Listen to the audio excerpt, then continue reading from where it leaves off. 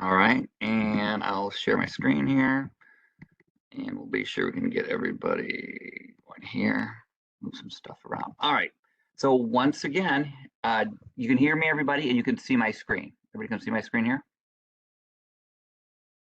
Yep, all right, we're gonna go. All right, so we are moving on to sequencers. And this could be a lengthy discussion, although we did get a start. Some people dove into sequencers already, or I think we're doing pretty good with the bit in word shift. So maybe that will hurry it along a little bit. It seems like we did decent on this. All right, but I do want to be sure. I don't want to hurry anybody if you need help, but there's a week 10 video here, and I'll also be posting this once I'm recording it. So I've got a variety. Most people got their homework, and that's good. And so the homework that people turned in, many people, was the analog homework, which is fine. You're actually a week ahead because we're not there yet. So I graded it. You're good to go. If you didn't get the analog homework in, that's fine. You got till next week. And so the homework that was due today was the sequencer homework, and so hopefully everybody got the sequencer homework in. So don't panic if you didn't get the analog homework in. And then I've got a variety of people, finishing up their labs here, and they're going to get those to me. And we kind of took 2 days to do the bit and word shift. So I think most people were in pretty good shape there. Labs are getting a little more theoretical, and once again, it's going to be theoretical here. So when we look at the lab, a couple of things. There's a lot of issues with the data types, okay? And so what does that mean? That means that, when you have a contact and you're trying to close it right here, that's a Boolean, all right? You can't make that a dent. It can't be some type of a contact that's a dent. And so when you go to compile it, it tells you at the bottom of the screen on your logics down here, all of a sudden something pops up down here that there's a data type mismatch. That means that you've got a problem with a dent or real or a Boolean, or it's looking for a bit and you're told it was a word, stuff like that, okay? So that is the first step, and a lot of people are getting pretty good at clicking that. At the bottom, you click the blue words, it takes you in your program to where the item is, okay? And like I said, you're experimenting, you're learning, most people getting through it pretty good. The lab review, we started with a FIFO, first in, first out, where we loaded 111s, 222s, 333s, and these were preset numbers that were getting loaded in, okay? And you created this little chart right here, and so it looked like we hit these numbers in this order: 333, 22, 1133. We went in that order, and we were going to do the outgoing value. Well, the outgoing value for the first, let's see, 1, 2, 3, 4, 5, 6, 7, 8, 9, there was no outgoing value because it was a 10. It needed to be full in order to unload. So we filled it up to 10, and on the 10th one, it then started unloading every time we loaded. And the first one that we loaded in here was a 333. All right.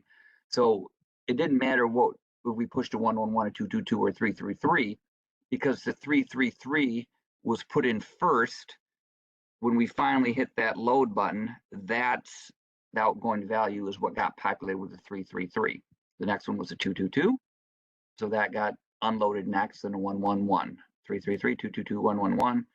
We double up on the 111. So it was kind of going like that. So it was first in, first out, and you were marking the value of the outgoing value. So the FIFO unload load are related, and it says that that has a length of 10, but it says how many words. You only see 9 words there, the way that it was loading up.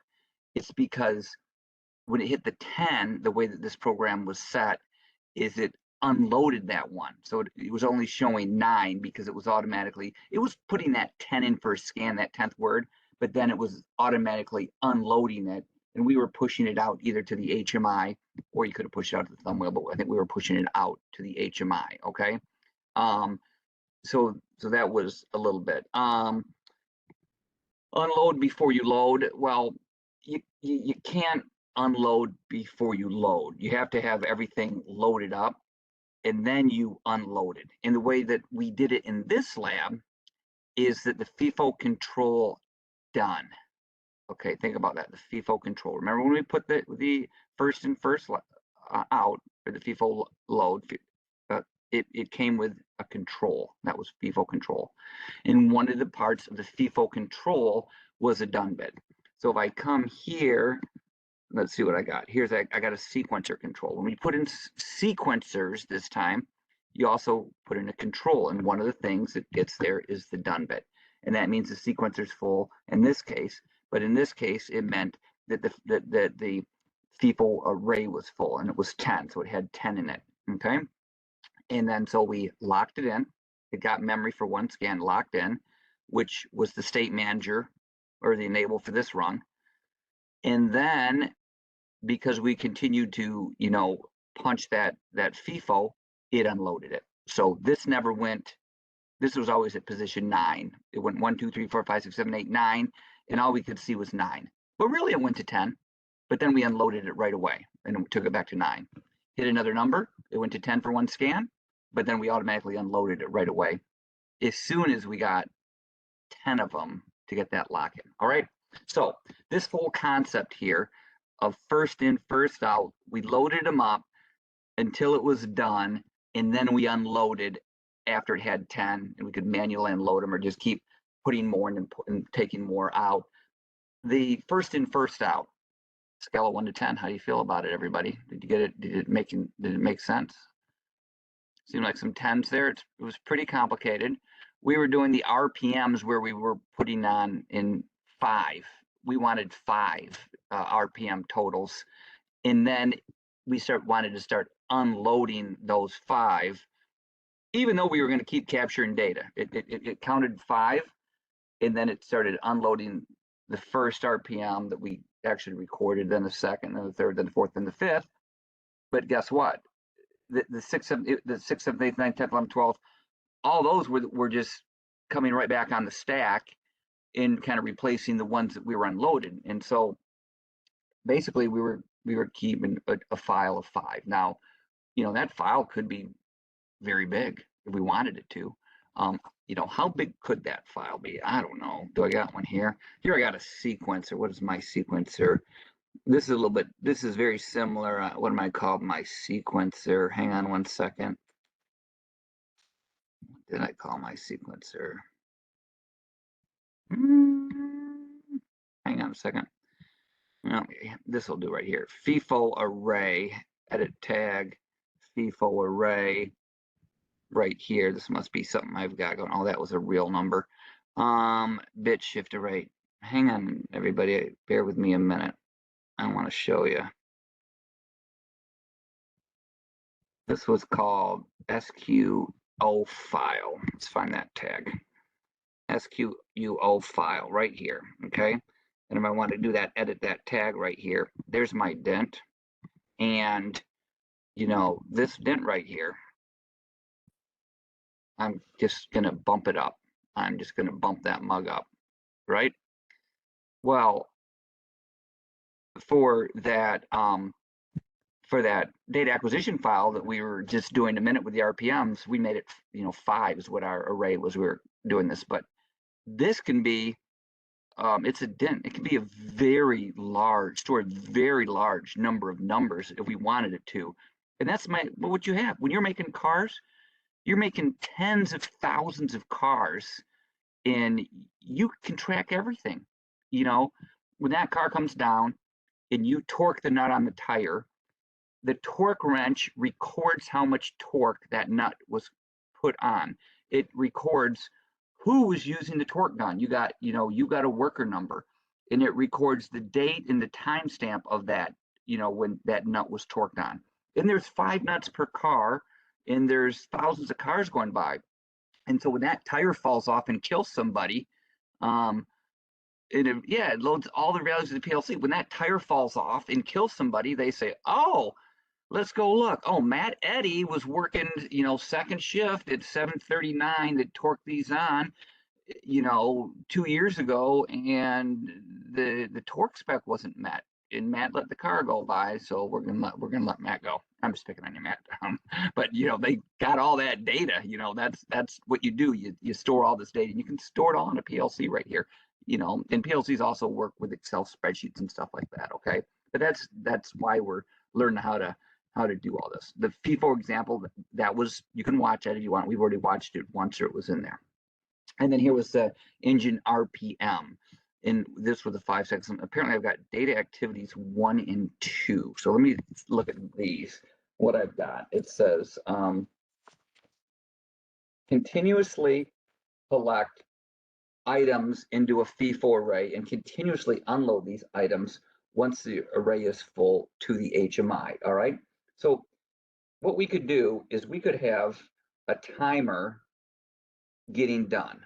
You know, I don't know if it's a 1 second timer, a 1/10 of a second timer, 5 seconds, but every time that timer hits, we could load something up, our FIFO load, right? And the source, I don't know, it's going to be our inputs. Something from our inputs is going to give us a number there, right? And then our FIFO array might be called car parts.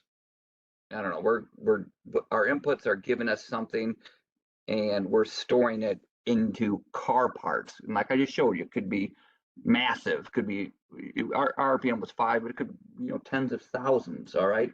And we need a car control, right? A car control, and that gives us all our bits. In this case, I guess we'll make our length of 20, all right? And then if we wanted to just continue to load in and unload, what we could do is we could do timer dot done, and we could have, if our car control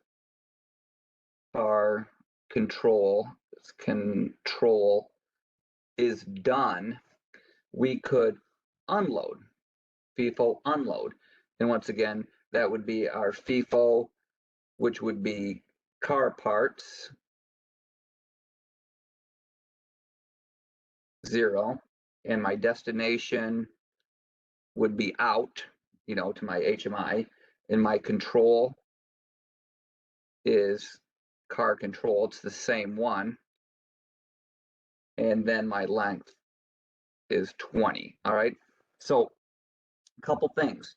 This car control is used on both of these. It's the same one. They index together. So when this goes up to 1, 2, 3, 4, 5, this is going 1, 2, 3, 4, 5, because the control is tied together on them. They work together, just like an up-down counter.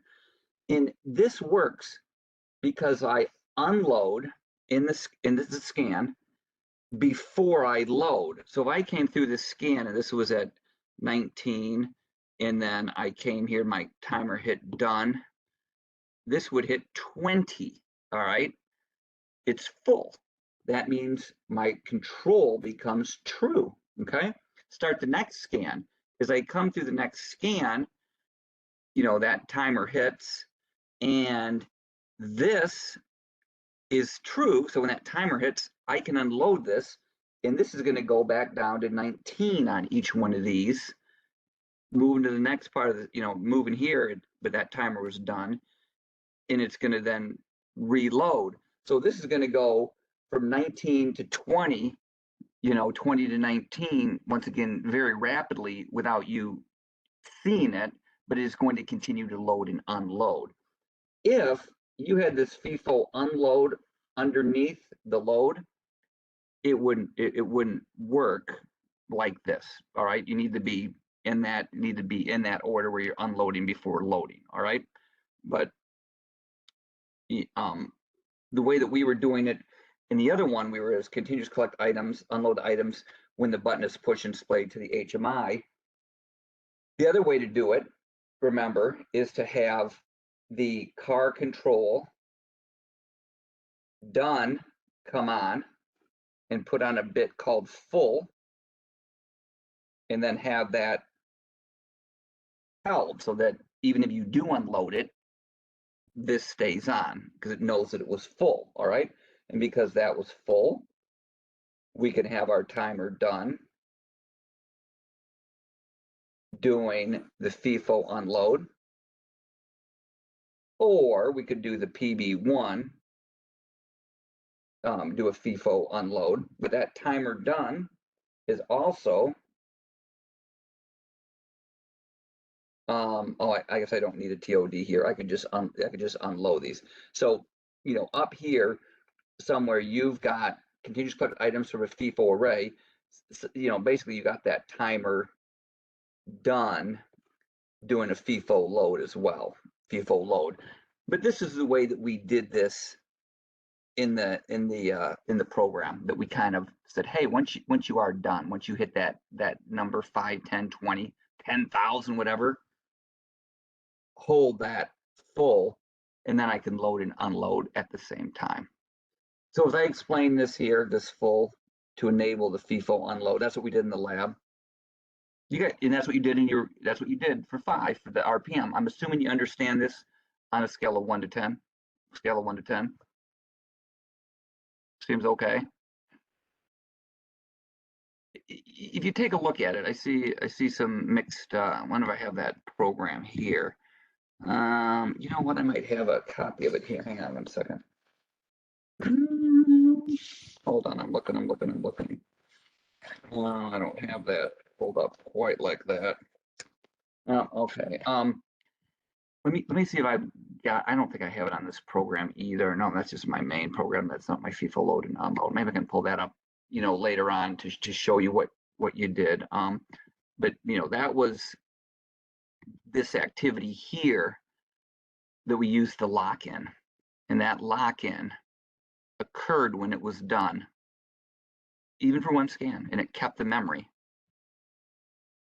which made this true, which means that we could continue to unload.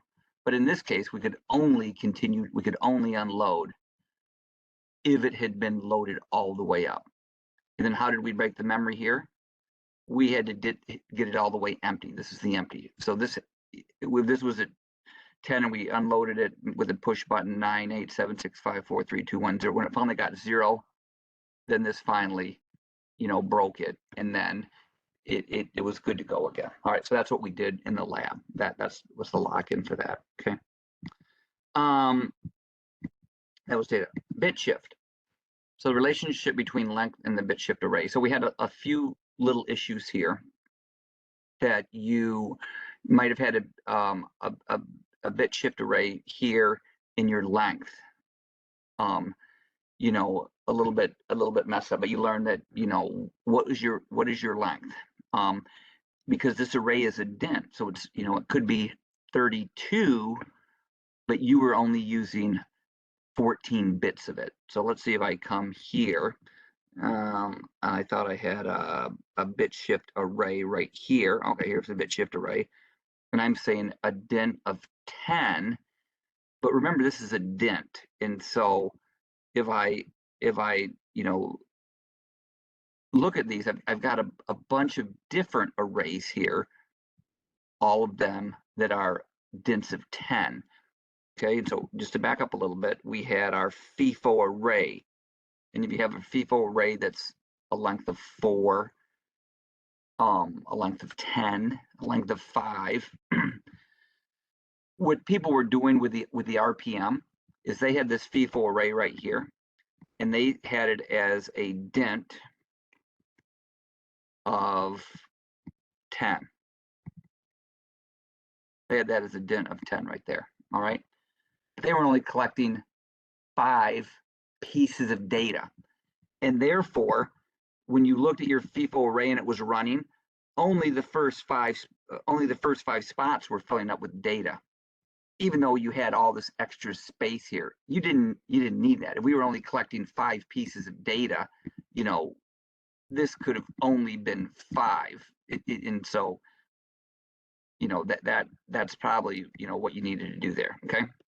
So, that's just some little idiosyncrasies about, what is your lengths of this, because these are associated with your control. You control 14, that one knows when it's full or when it relates to when it's empty and what position it's on, those kind of things. All right. So this, what do we got going here? So this was bit shift left or bit shift right. And I wonder if I got a little, yeah, okay, here's my bit shift example. So I got a little bit shift example here that I'll go through with you real quick. Hang on. And what I got is this. Let's be sure I can get this right. So here we go. Bit shift. So what I've got is this. This is similar to what you did. I got a bit shift left and I got a bit shift right. And remember, bit shift left is going this way and bit shift right is going that way. All right. And so I've got a part present. Okay, so this is either going to be a 1 or 0. A part is present. And why do I have that? I must be bringing that in, control my present light. So yeah, if that light's on, I'm bringing a 1 into there, or a 0 if it's off. So the first thing that I got going right here is DI12. This is when I'm bit shifting left, am I bringing in a 1 or a 0? So that's just saying that's on, right? That's my first thing. My bit shift right, I'm bringing in what's called storage bit. I just threw in storage bit. So my storage bit, when I'm going right, I'm bringing either a 1 or a 0. So I'm bringing a 1 or 0 into this thing, okay, into this word. And my length is 14. So 0, starts at 0. So this thing is going to be cut off right here. That's the end of my conveyor right there. So the first thing I want to be sure before I explain this is the length of 14, 0, 1, 7, 8, 10, 11, 12, 13, 13, 14, that's where we're at, and that kind of falls off the conveyor. Yes or no? Do you guys understand what I'm saying there? Okay. And like I showed you, this is an int because there's only 16 bits. But if it's a dent, there's 32. It doesn't matter. We're not using the other ones. We're only using, the ones in here at 14. So here we go. I got DI0, which is bit shift left. So this is, let me look at this DI12 again. This is my local input. This is my bit shift left, and this is my bit shift right. These are the values I'm bringing in. All right. So I click this DI1 and I bring in, this is shifting left. And so I bring in a 1 here. And then I click the DI0 again, which is the forward switch. So I bring in another 1. So this 1 goes to here and the new 1 goes to there. That DI0, which is left again, this one goes to there, this one goes to there. And I'm bringing in a 0 this time, because this is my bit shift left.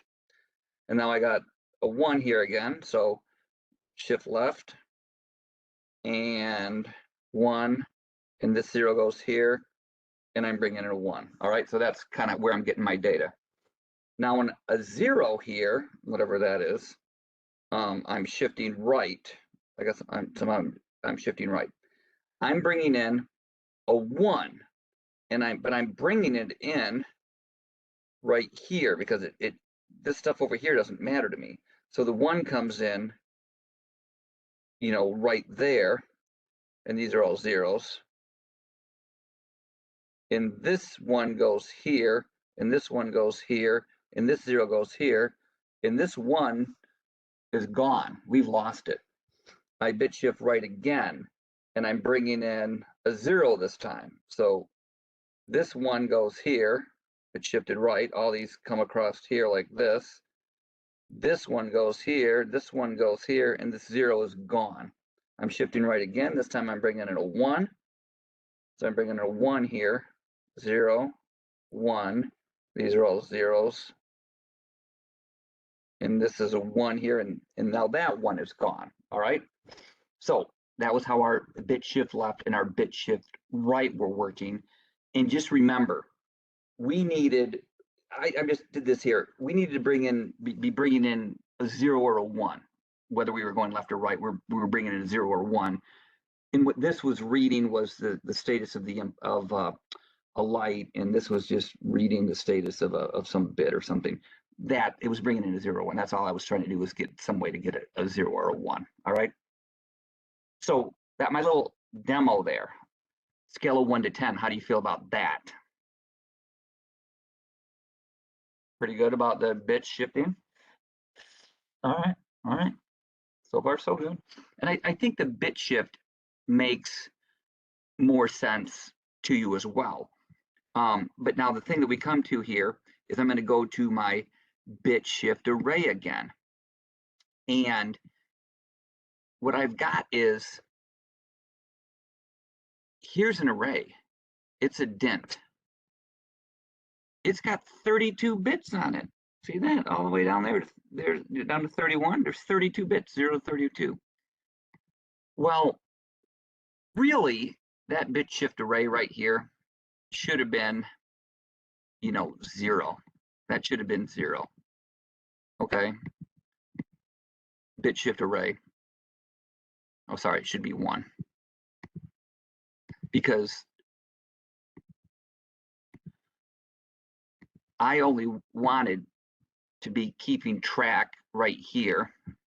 If I monitor the tags for that bit shift array, I only wanted to be keeping, if I go to put a number in here, I'll put in 136, all right, 1346, right? And looked at a binary. I was only looking at a single double word. Whereas if I come here and where's that? If I change this to more than one double word, which is what some people were having problems with, unless I do 3 double words, okay. And I go back to monitor tags. This is the one, this is a single double word right here. Zeros and ones. You can do this, but we weren't doing that. We weren't shifting multiple words within an array. We were just looking at a single word shifting left and right. So that's what I was trying to explain, earlier, is that, the best way to do this is just look through and say, all right, bit shift array, if I make this a 14 to match that, no, you don't need to do it. It'll take it, but man, you're going to have 14 other words in that tag right there that mean nothing. All right. So hopefully, once again, that's a little bit theoretical, and you'll get used to it. And then here's the bit shift rework. So ignore this move and mask down here. Just ignore that. Most people were right out of the book. Failed part did an unlatch on that array .10, bit shift array 0.10. So if you do have this, it's 0, 1, 2, 3, 4, 5, 6, 7, 8, 9, 10. It's this one right there. That's that one that you were pushing it into. All right. Or if you really want to look at it this way, well, was it .9 or .10? It was one of let me look at this. What was it again? It was .10. So it was .10 right there. So you were basically pushing a 0 or a 1 in there, depending, or a 0 or a 1 into here, depending on if you were reworking it or whether you were taking it off the line. All right. So if it had this is unlatch. Unlatch is 0. So this had a 1 in it, and unlatch is a 0. It would put that in there. And latch is a 1. So if this .9 had a 0 in it, it would put a 1 into it. All right. So that was the top little rework. It was teaching you to look within the array at the individual bit within the array, and you can manipulate it. Okay. So these two right here, unlatch, unlatch, kind of doing the rework, scale of 1 to 10. How do we do on it? Feel good about that? Yeah. So pretty good, I guess. Just remember that this is, .0. That is .0. This is .1, .2, .3. This is reading to the left. This is reading down. It's the same word. And if I want a 1 right here for some reason, let's say I put a 1 right here, and I put a 1 right there, it changed up here. And I can do it by doing a latch or an unlatch. But there's other ways to do it. There's definitely other ways to do it. And so one way to do it would be, a move with a mask. All right. And so just to remember what a move with a mask is, and we'll do it. Here's a move, a masked move. All right. So if this was just a normal move, and this was my source right here, this blue, the numbers in the blue right here, would overwrite the numbers in the pink there, or the orange. The orange would be gone. It would now look exactly like this blue. Now remember, this is binary. This binary of 0, 1, 1, 1, 0, that does have a decimal equivalent number. And if that was, 12,830 when I did it, this would become 12,830. Decimal or binary, doesn't matter what it is, it's just a different way of looking at it, okay? But if you did the mask, the way the mask works is right here. Ones let everything through. So this 1 comes through, this 0 comes through, this, so all these 1, 0, 1, 0, 1, 0, 1, 1, 0, 1, 0, 1, 0, 1. Those all come straight through. But now this is masked off right here, which means that it blocks everything. So the destination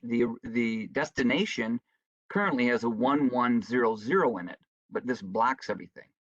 That means we're keeping the 1100, and that's what that is showing. Okay, and then finally the 111s here means we're overwriting. So whatever this was here, it's getting overwritten by the new word. So that's what the mask means.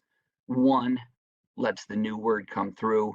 0 blocks that part of the new word. So the masking on a scale of 1 to 10, does this masking make sense? And we're going to do some more in a minute, but so far it doesn't seem like it's making sense, the mask. We're going to do it. We're going to do some more if you're not 10 on it. Okay. But that's how you do with mask. So here's the bit shift rework with mask. So ignore this top up here. That was the way that this was the place the code is coming. Yes. Ignore this up here. I'm just looking at this failed part. So before we did a failed part and we did an unlatch. So basically we were trying to put, a number into here. All right. But if you were doing some type of a failed part, you basically want a 0 into the .10. You want a 0 into the .10. Okay. So if I go and I look at 1024, so that's my mask, first of all. So I'm going to move zeros into the word, okay? So let's think about this. I've got all good parts. I've got all good parts. I am looking good. We are doing good. 1, 1, 1, 1, 1. We've got a great parts, all right? In which one am I doing here? Into .10. So 0, 1, 2, 3, 4, 5, 6, 7, 8, 9, 10. This is .10 right there, okay? And you say, wait a minute, I want to put a 0 in there. So I say move zeros into this word. There's my bit shift array. Move zeros into this into this array. Well, if I just did a regular move, this would all be gone. It would just become all zeros, all the way across here. No, I don't want all zeros. I just want a 0 right here. Okay, so when I move the zeros, I'm saying, don't move zeros here, just move zeros to this location right there, okay? So I need a mask. And my mask is whatever that .10 is, all right? So I go to my exercises here, and I want to see, display the mask that's here. So I got, 0, 0. What bit was it? It was .10. So there's 0, 1, 2, 3, 4, 5, 6, 7, 8, 9, 10. Here's the .10 bit. So, my mask is, for this, if I went 0, 0, 0, 0, 0, 0, 0, 1, and I use my program for that, my mask would be decimal 1024, or this is what it would look like binary. And so do I have a tag here called masker? Let's see what I got for this program. Usually I've got like a tag that I call mask. There's my masker tag right here. In my masker tag, what I do is I use it to convert. That's all I use this for. So if I wanted, 1, 0, 0, 0, 0, 0, 0, 0, 0, 0, 0. That's my decimal, because this is my bit that I wanted to push a 1 through. If oh, you're right. I'm sorry. Oh, I hear you. Crap, I did it wrong. Delete. Let's do that again. Let's do, okay, okay, what do you want? What do you want? 7, fine. If I did it as binary, and it was, let me just get rid of these. 0, sorry, 0, 0. It was 0, 1, 2, 3, 4, 5, 6, 7, 8, 9, 10. That's my baby right there. 1. Okay. So that's what I do there. I make that, and if I want to say, hey, I wonder what that is a decimal, I just go to decimal, and it's 1024. All right. So that's what this masker is what I use for converting stuff. All right. So if I did all zeros and I did a move, yeah, I always set up a dent. I always set up a dent, and then I convert it to a decimal, because a move doesn't want a dent in here. It wants a number. That is exactly what somebody just hit that on right on the nail on the head, is that this mask right here is this 124 mask. This is important, everybody, is that binary number, because the move won't take it. Okay. No, I just change everything here with this, like, so there's my decimal 124.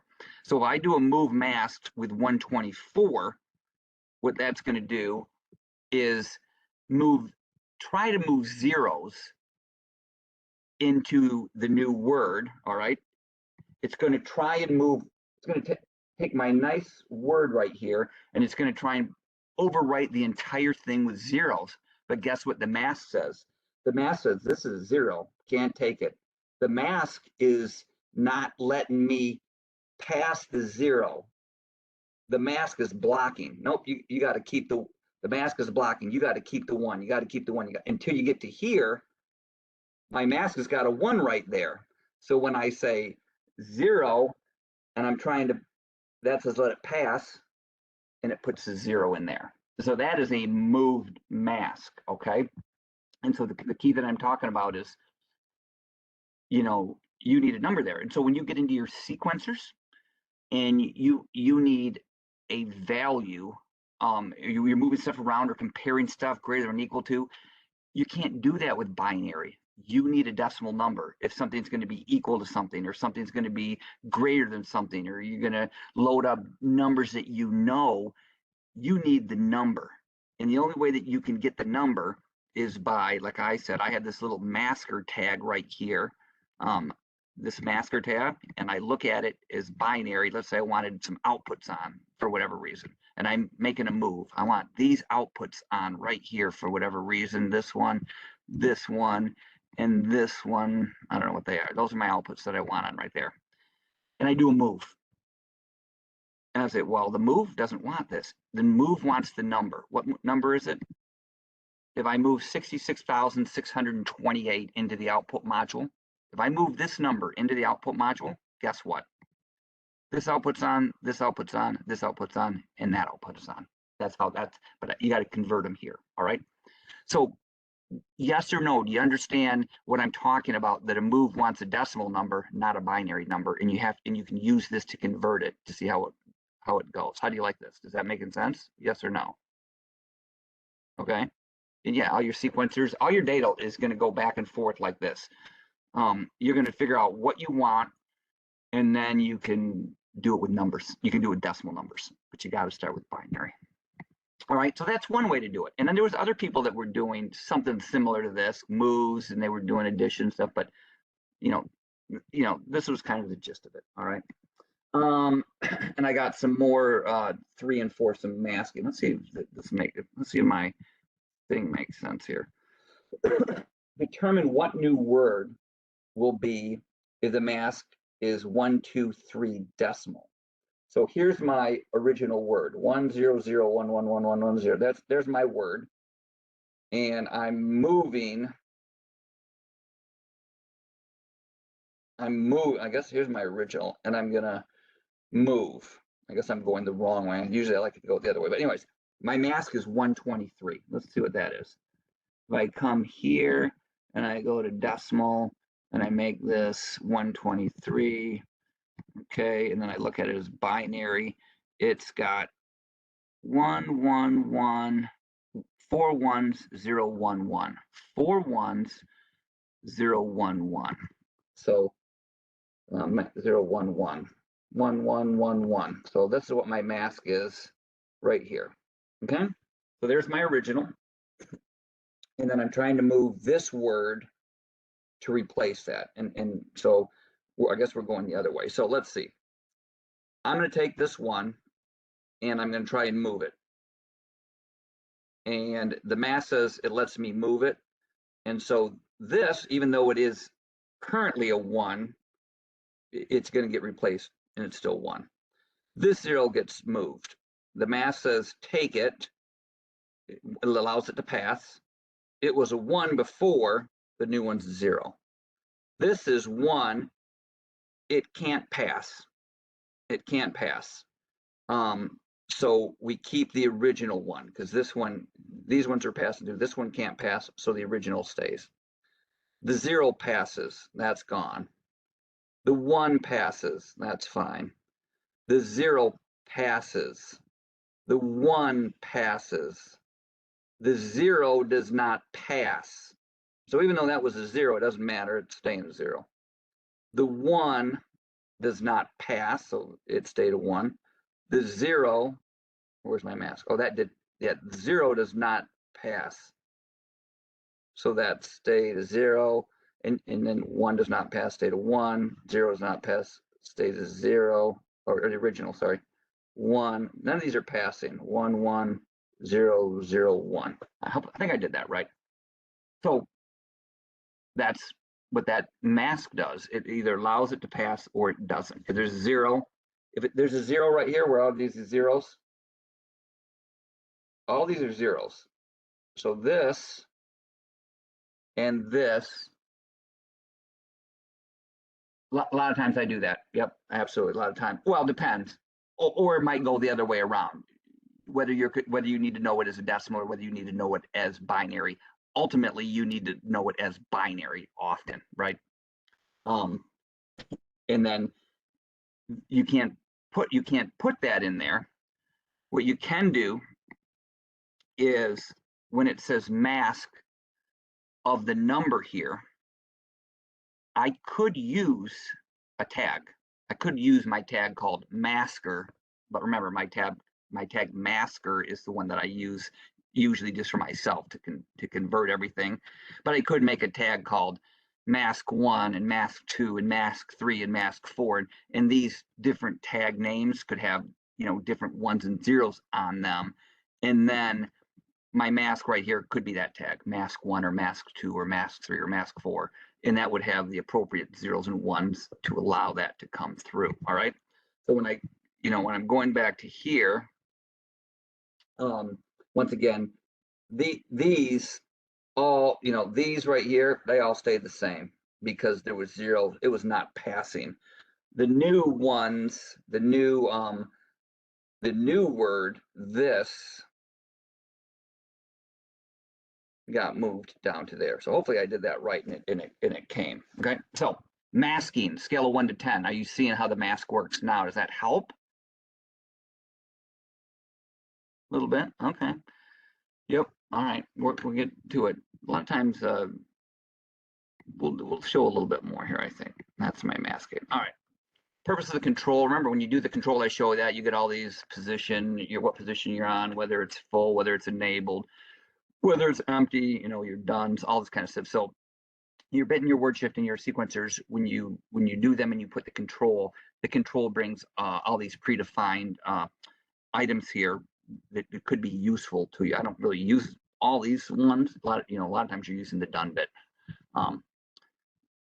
Here's an example. What I want to talk about with a homework. Sequencer used for repeatable operation pattern is required. And so what I was telling some people is I went through LNW engineering and they had all their facilities, and I'm going to make a really simple word for you, was running on a sequencer. All right. And so let's say they had, this is clamp. Sorry, this is my clamp. And this is my saw. And this is my robot. and this was my air blow off, something like that. I got four words, right? So what they did, they started with zeros, and then a part came in, and they went to the next one, and they clamped it like this, and then they indexed to the next one. It kept clamping, and then the saw started, okay, and then the next one, it kept clamping, the saw stopped. Then the next one, it unclamped it, and the robot came to get it. And then on the next one, it was still off, and the robot was gone, and then it blew the air off, and then it like started over, and so it just was running through this sequence of operations, and they had this word up on the HMI. So the tech didn't have a computer. You weren't allowed to have a computer to go in there and do anything, but you could go on the HMI and you're like, oh, wait a minute, I want to unclamp it. So you could go and just click it, and you could click into this bit right here, and you could change it to 0 if you wanted to, and it could unclamp it. And then you could go and you could reset the sequence back to this first row, and then hit start again, and then it would start, running through this again using a sequencer of events of how the cell was supposed to run. Unlike using ladder logic, where you got contacts to turn on the clamp, and the next contact turns on the saw, and the next contact turns the clamp off. They were just doing it all with a sequencer, which was unique, but I guess that helped the techs or something. It was kind of weird, I thought, but it worked. A group of outputs can be controlled by a single instruction if you just tie that word to the output module. All right, group, we got that. Group homework, we did that. Review the quiz. This was the number systems. And number position, a digit represents the part, has the most weight, starts with a 1 and successive powers of 2. So you go least significant to most significant. It's 1, 2, 4, 8, 16, 32, 64, 128, 256, like that. Convert 25 to base. The binary, I've got this, and this is 1s, 2, 4. I got an 8 and a 16. 16 plus 8 plus 1 is 25. Convert this to decimal 45, and I can check it. I got a 1, 2, 4, 8, 16, 32. 32 plus 8, well, 1, 2, 4, 8. That's 12, 13. I don't know what this is. 1, 2, 4, 8. Oh, 16, 32. 32, 40, 44, 45. So that's once again converting these, but I use my little masker tag to do stuff, by the way. This is my bit. 8 is my byte. The whole thing's my word, right? And 16's a word register, or a double word is 32. Sign bit is 1. It is a negative. Bit positive. This is what the most significant bit is here. The least significant bit is there. Integer is the following: 2 or 2. Those would be integers. That's what we haven't learned how to do decimals yet. Anything on the other side of the decimal, right? When PB is true, what value is found in answer value 1 and 2? PB, 12 divided by 5. You're like, oh, that's 2.4. It isn't, because division does ints or dents. All right, the answers are all in dents, so it's going to be a 2, because 2.4 is not a dent. A dent is going to be an integer. All right, that's what we got going there, and I don't know that we did that. So that was things that we did for the number systems. I think it was pretty good for most part. All right, we're moving on to sequencers. Any questions? Any questions? So everybody's good so far. All right, mechanical sequencers. So good. Mechanical sequencers are often referred to as drum switches or rotor switches. Like, this thing goes round and round and round, and what it does is there might be a cam in there, a lobe that hits the limit switch, and as this goes around, it would hit it. And it's shown here that you're going to have different sets of contacts. When this comes around, this lobe closes the contact, and then each one of these little drums or cams might have an offset. And so the best thing that I equate to that is the that little wind-up toy that spins. What is it? And it makes noise. You know what I'm talking about? What is that thing called? I lost the word for it. It's like a little toy. You wind it, like a music box. Is that what it is? Yeah, like a music box, right? You wind it up and it spins, and and it's got all these little cams, a little offset, and it goes bing, bing, bing, bing, bing, bing, bing, bing. Yeah, and it as it spins, it hits, you know, these little springs that make a little music as it goes, right? So that's similar to like that little music box, all right? And so what you have here, that's that little music box. And these are pegs that stick up. These are supposed to be sticking up. And as it rotates, it looks like it's going to hit this switch, this switch, this switch, this switch, this switch, you know, all these switches. So this is almost like the L and W engineering. You know, you notice that the ones are up here. There's the 1, 1, the 0, the 1, 1. And then if all these switches were hooked to outputs, you know, then bang, the clamps come down, the saw starts, and the robot's going. And then when it rolls to the next one here, it this turns off. So maybe the clamp turns off, but the saw is still on. I don't know, whatever. So this would rotate around, and each peg would kind of you know cause an input to cause an output. A washing machine example of a time sequencer. In the washing machine, you'll see this where they have just these rotary switches. I don't know if you've worked on your washing machine before, but that's what they got. This like rolls around, and when the contacts there, the drain pump motor runs, and then it keeps spinning, and the drain goes off, and then the fill level starts, and it fills until it's open, and it keeps rotating, and then it starts going around and around for a while, and then it rotates and that stops, and then it turns the heater on, and it drains the washer. It just does one of these likely at a time, or a couple of them at a time, just as this drum goes round and round. A washing machine's a pretty good example of that. All right, so my sequencer instructions. Here's your file, shift registers, your FIFO loads, unloads, last in, first out. We didn't do last in, first out. We did first in, first out.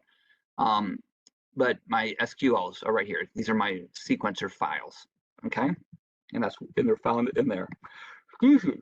So sequencer output uses a file to control various output devices. So that is, okay, we're gonna do a lot here, but this is the big one, my SQO, all right?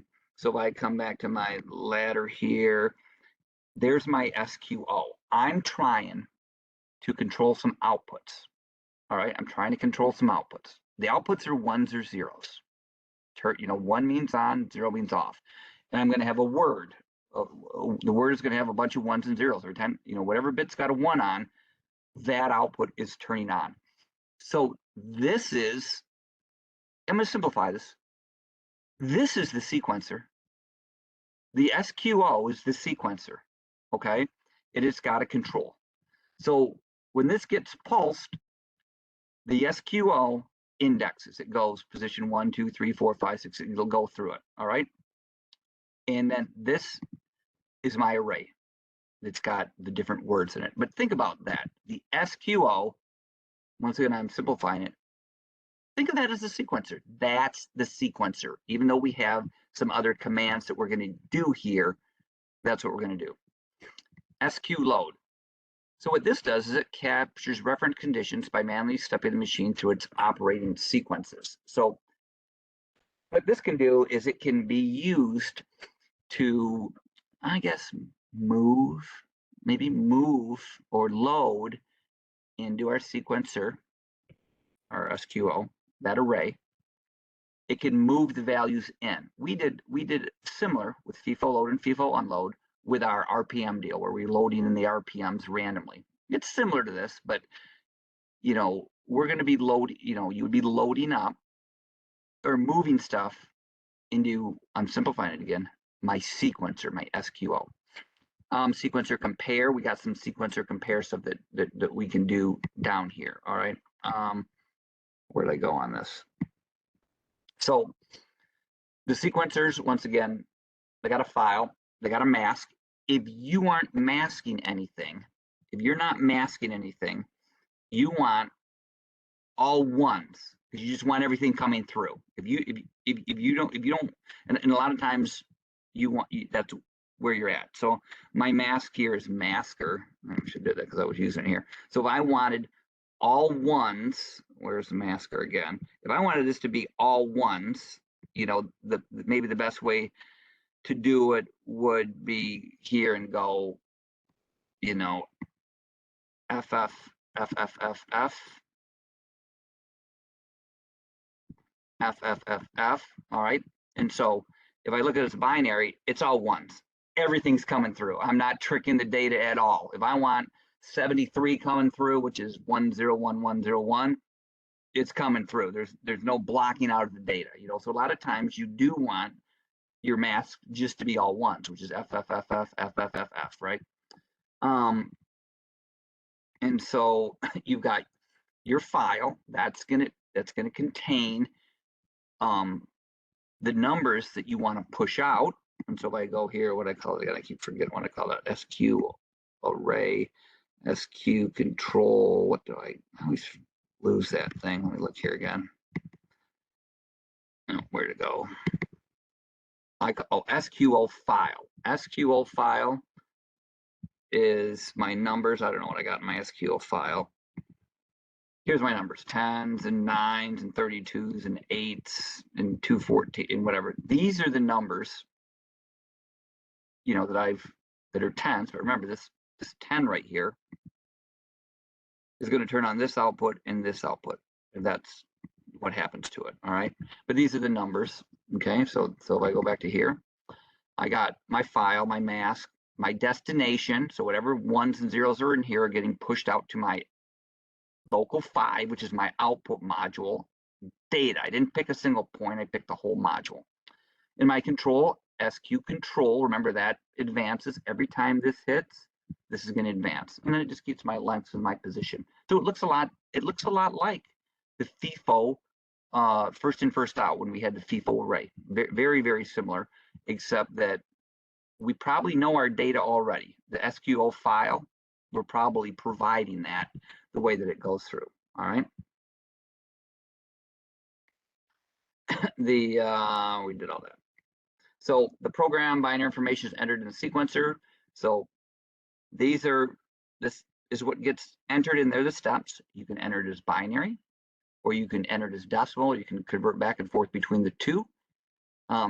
You'll do a little bit of both, depending on what you're doing. And it looks like this is a simple traffic light because it's only got 1, 2, 3, 4, 5, 6 outputs. And it looks like when it starts, nothing's going on. And then it looks at the first step. It's got 0 and 5 are on. So let's see if that makes sense. The red light's on and the green light's on. Well, that's good. That's pretty good. That's a good idea. And then in the next step, you got 4 on and 1 on. What's 4? 4 is the yellow light and this light. So then it moves on to switch green and red. So this is just stepping through, and it's moving on the out because because you're pushing it to the output module, output lights, because you're pushing it to the output module. These lights are coming on according to this little system here. All right. So does this make sense here? What I'm talking about, that these outputs correspond to my situation up here? How's that on a scale of 1 to 10? Okay, so I just want to look one more time. This is a 1, 2, 4, 8, 16, 30. This is 33. This is number 33. All right. So when I come here, the first number in my array is 33. And when this hits and it goes to position 1, 33 gets pushed to the output module. 33 does. And 33 is this output and this output, which are these two outputs. Okay. When this closes again over here and hits, this is 1, 2, 4, 8, 16. This is 17. So the next number in my array, let's say the first one was 33, the next one's 17. So when this hits again and it goes to position 2, 17 gets moved to the output module. 17 is this light, which is 1, and this light, which is 4. There's our output 0 and output 4. All right, and whatever numbers these are, those just, it takes turns going right through there, pushing these different outputs to the output module. Every time this hits position 3, a different number is going to the output module. So different outputs are going to be coming on. All right. So here's my sequencer output. This just looks a little bit different. They've got a mask here. The mask is 3FH. Oh my gosh, what is 3FH? Let's just look. Where's my masker? 3FH. It was zeros here. 3FH. I'm guessing. Let's see if I can get this. Hang on. Where's it? 03FH. Oh, what happened? 3FH. I kind of wanted to see what that was. 003FH. Yikes. I want to do it. I want to do it. What I do?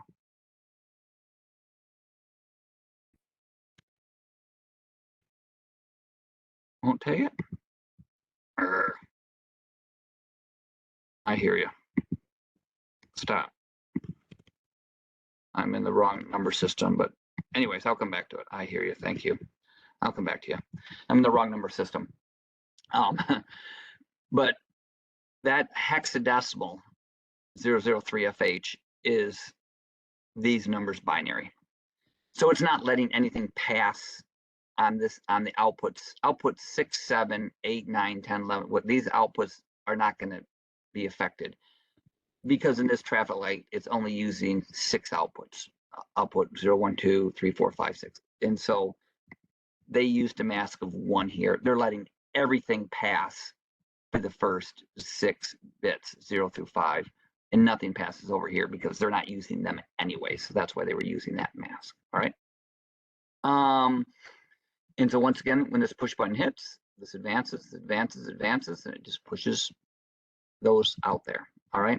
An event, a sequencer can be event driven or it can be time driven. All right.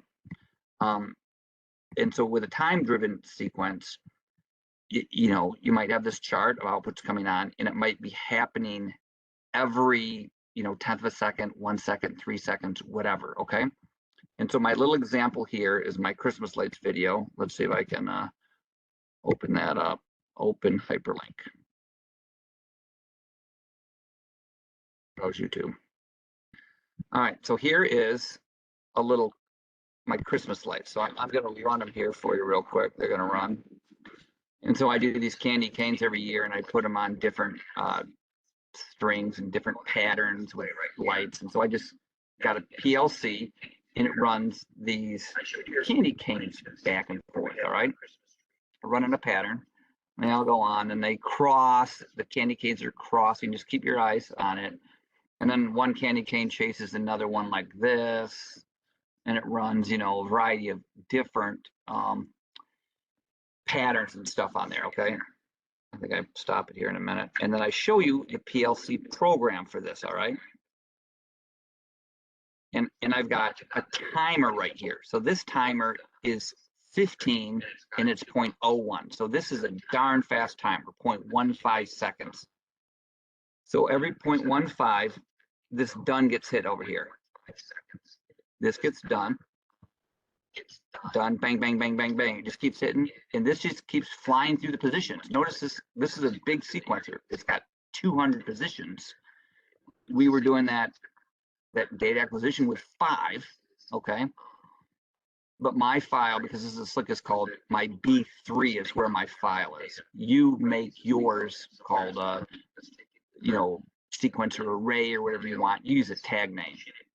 And I'm taking this and I'm pushing this to the output module.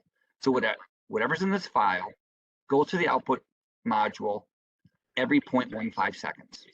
So if I come over here to the binaries and I look at my file here, okay? And so here's my bit file. Notice there's 200 bits here, okay? And it just goes one word after the other word after the other word. And you see here's the first one.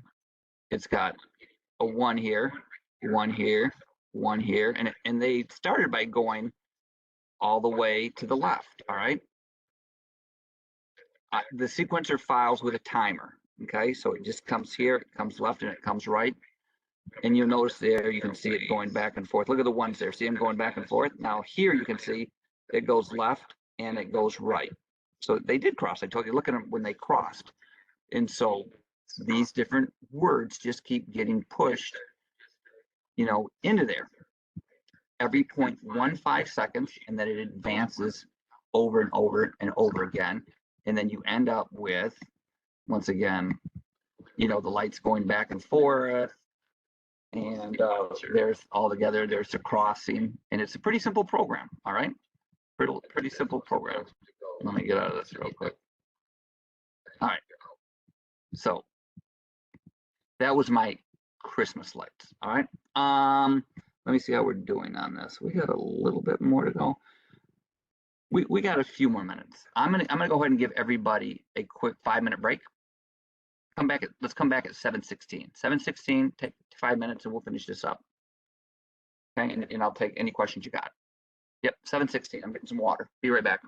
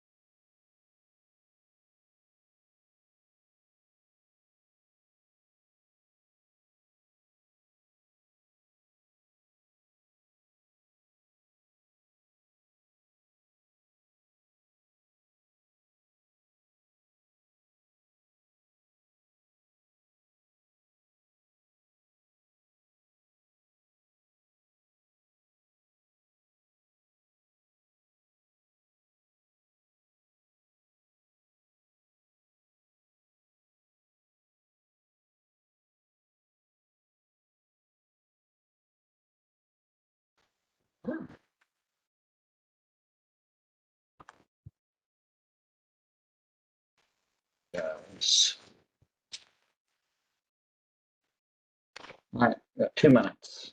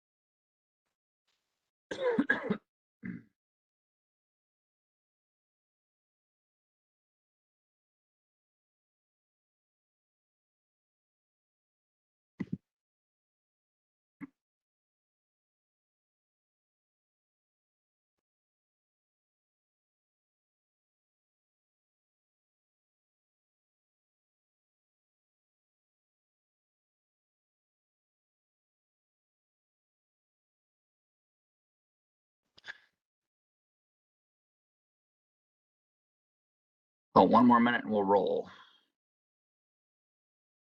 I had to stretch myself a little bit. I was doing some yard work. It was so nice today. I'm a little sore.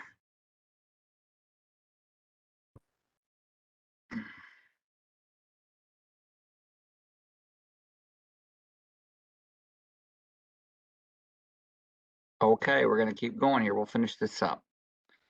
So I just showed you my Christmas lights, and that was a bunch of lights going through every 0.15 seconds. That's a time-driven sequence. Here's a time-driven sequence. You turn the switch on, and this timer, it looks like 3-second timer, and it's on, it's done. So this keeps getting 3, 1, 2, 3, 1, 2, 3, 1, 2, 3. This just keeps resetting itself every 3 seconds. So this is getting click, click, click, click every 3 seconds. And what is it doing? It's taking a file of bits, and this is what my file looks like. So these ones are associated with, output 0, output 1, output 2, output 3, output 4, because they're taking that file and they're moving it to this output right here, output module 2. And so every 3 seconds, these outputs come on, and then 3 seconds later, these outputs come on, and 3 seconds later, these outputs come on, and then these outputs. So that is kind of the time-driven sequencer. Here is a time-driven sequencer with steps that are not all the same. So that's the thing here, is that this occurs every 3 seconds. So these outputs are on for 3, 3, 3, 3, 3, right? But if for some reason you have the timing chart for the traffic light, the yellow's on for 5, but the green's on a lot longer, and the red is on the combination of the both, right? So there's different ways to do this. The textbook shows it this way, where you got this timer just resetting itself, and this sequencer, the destination is the output module. So this is turning the lights off and on, okay? In this sequencer, the destination is the timer preset. So every time this timer hits, different lights come on, and then the amount of time this timer changes to account for more lights or less lights. All right, so that's a little bit of a traffic light program. You can also have event-driven sequencers, okay? And that's just by pushing the button, this one or this one will cause this sequencer to, roll through, hitting either one of these limit switches, turning on different outputs. All right, so there's the event-driven sequencer as well, time-driven or event-driven. This one looks like the sequencer input instruction. All right, this is what we'll be using in the class. So the SQI, it goes on the left. Here's on the input, because the output's on the right here. It kind of goes in like an equal sign. So I want you to think about this SQI, and it's like a fancy equals to sign. All right, so when we did equals and equal to, we might have had equal turning on a light, right? And we might have had, if the input, whatever our input was equal to 47, then turn on the light. That's what our input was, all right? And that made sense. So 46 is not equal to this, so it's not on. 48 is not equal to that. But if 47 is equal to whatever we're bringing in is equal to 47, it turns on the light. Well, an SQI is just a fancy input, except that it's got a bunch of different numbers in here. It can have, 47, 23, 96, 84, whatever. And it just depends on if you're whatever position you're at. Position 1, it would be looking for a 47. And if whatever input you were bringing in was equal to 47, then this light would come on. Or if it was at position 2, it would be looking for input 23 to come on, or position 396. So it's like a fancy input. So the thing is, you're right, you need a control for this, okay? And the way that you get a control for this is you need a sequencer, okay? And the sequencer gets advanced here, when this becomes true, this will go to position, 1, and hit it again, position 2, and these will move together, 2, 2, 3, 3, 4, 4. Every time this gets hit, this will advance. So you need this sequencer because this has my control on it, and this uses the same control, all right? So if you were going through a bunch of numbers here on this, those numbers would be in the SQI. This sequencer here, let's say this had let's say my array right here had how many got 4 numbers? Had 4 numbers here,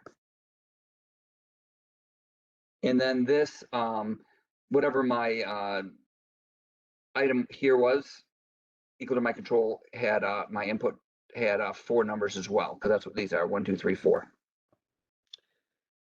This could have these numbers: 47, 23, 96, 84. Could be up into there, that array. This sequencer, it could have 0, 0, 0, 0.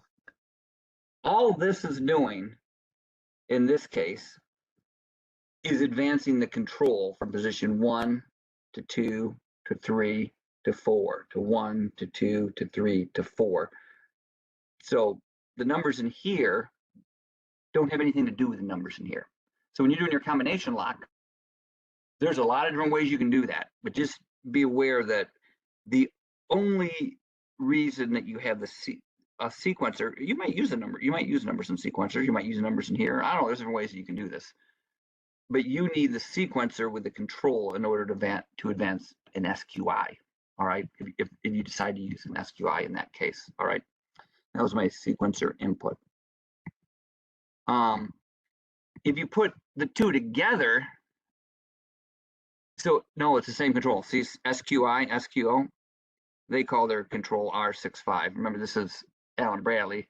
Our control might be called Dorito, and then this would be Dorito as well, but maybe a better name would be, sequencer control, and this could be sequencer control, whatever name you want to make, but they're the same, all right? But the way that this one's working, if you put them together, it's kind of, once again, this has got its own set of numbers because it's got a file of N71, and this has its own set of numbers because it's got a file of N72.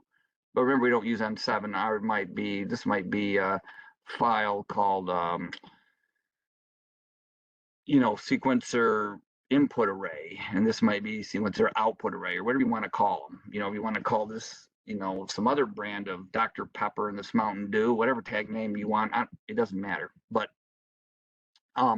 it's likely, or it's going to be, that the length of this file and the length of this file are going to be the same. They're going to be synced. If this becomes true, which means that, the file, our source is input 3, whatever that is, input 3. If it matches the file, then this is true. It's like an equal to, at which point the sequencer will advance, because the sequencer needs to be true. And then it will go to position 1. And then this will go to position 1. Which means that my file number probably changed. So my source is probably no longer equal, okay? But if I change my source again and it now equals the new number, it's like an equal sign. It allows logic to pass. And once the sequencer gets logic that's true, boom, it indexes, it'll go to 2. So this is an example. You can mess with it in the lab, but these don't need to be in series.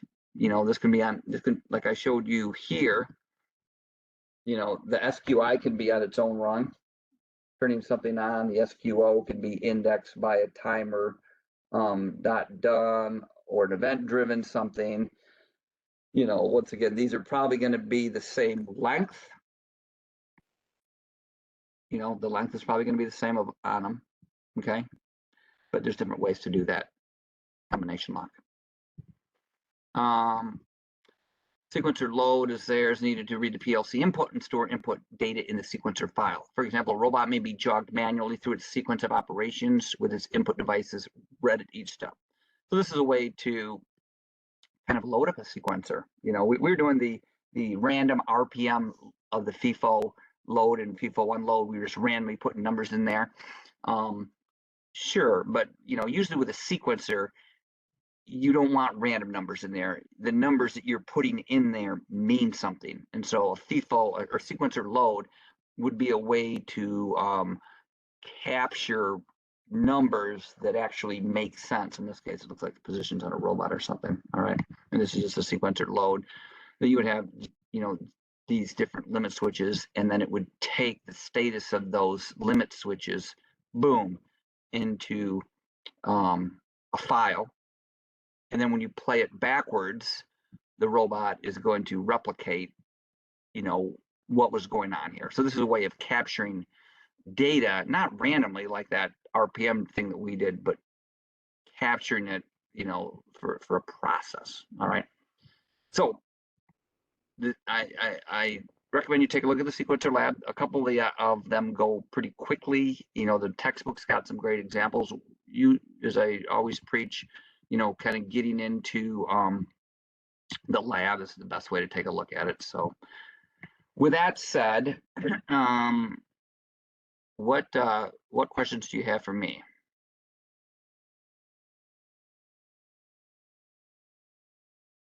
If you don't have any questions, you can go log off and take the quiz, and I'll see you in a couple days for the lab. Otherwise, I'll stick around and answer any questions you got.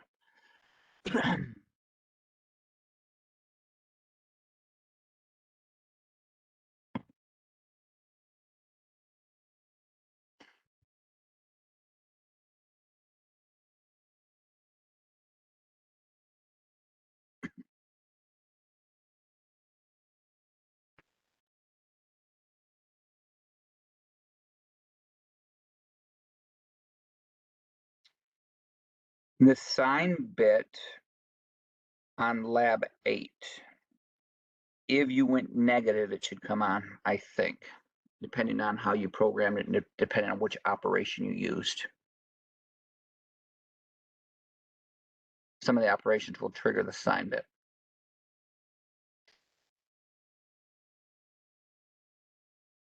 Did you work on lab 8, Matt, on the weekend?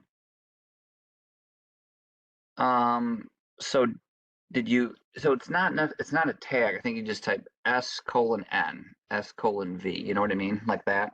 And it takes it. A lot of people were kind of entering it wrong or something.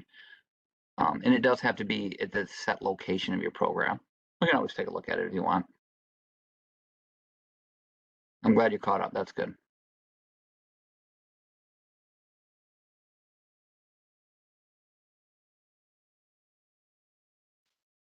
All right.